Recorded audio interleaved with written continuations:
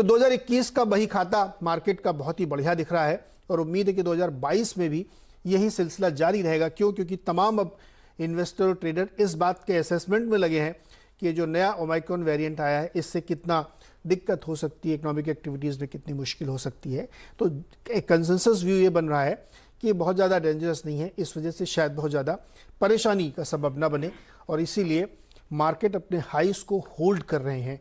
थोड़ी बहुत 10, 5, 20, 50 पॉइंट की ऊपर नीचे होती है लेकिन होल्ड करके बैठे हैं। तो 2022 के एक बेहतरीन फ्यूचर की उम्मीद में मार्केट इस समय अपनी को होल्ड करते हुए दिख रहे हैं।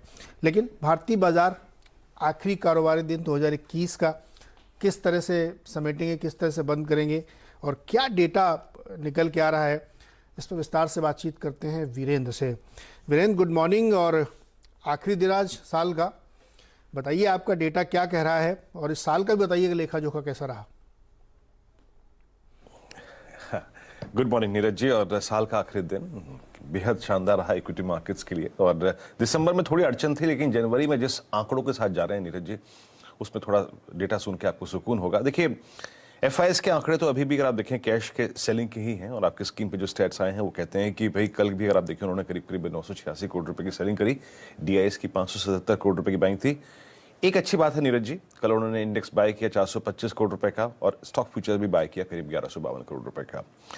नीरज जी, ये जो सीरीज है ना, थोड़ा लाइट नोट पर शुरू हो रही है और आप समझ लीजिए कि करीब करीब 1.96 ट्रिलियन, करीब 1,96,000 करोड़ के ओआई के अगेंस्ट हम ये सीरीज की शुरुआत कर रहे हैं, करीब 1,82,000 करोड़ रुपए के ओआई के साथ।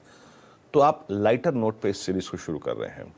और दूसरी बात है, ये सीरीज का डेटा जो फर्स्ट वीकली कॉन्ट्रैक्ट है और मंथली कॉन्ट्रैक्ट का डेटा है नीरज जी, वो ये कह रहा है कि 17,000 और वीकली डेटा के मुताबिक 17,200 एक बहुत स्ट्रॉन्ग सपोर्ट है।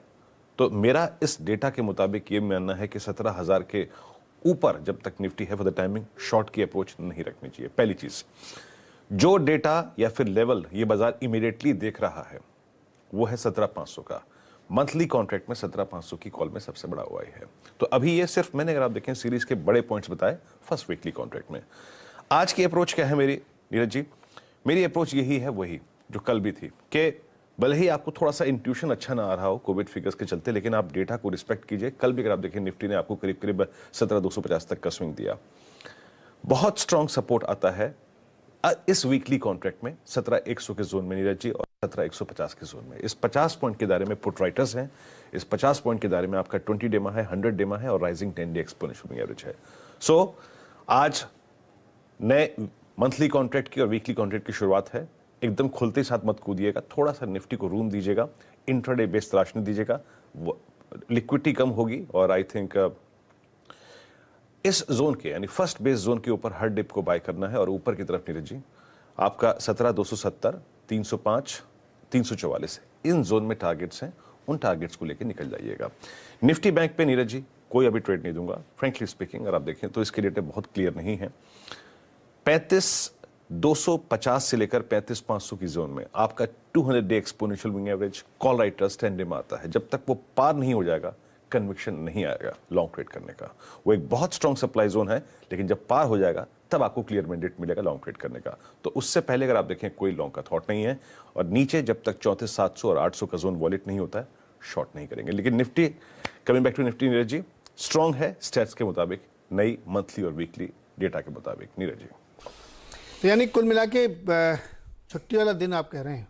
मैं अगर सबका निचोड़ निकालूं तो एक ठंडा सुस्त दिन रहने वाला है और ज़्यादातर एशियाई मार्केट में भी हाफ डे हो जाएगा। देखिए नीरज जी, ठंडे दिन में जब साथ रहेंगे तभी गर्म दिनों का फायदा मिलेगा। तो शाम का प्लान बन गया आपका? घर पे ही है और कहाँ जाएंगे? जो सूरत हाल पूरे शहर में है, बाहर कहाँ निकलना है नीरज जी? नहीं, सही बात है, घर पे ही प्लान बनाए, यही बेहतर रहेगा। चाहे कुछ एफआईआईस के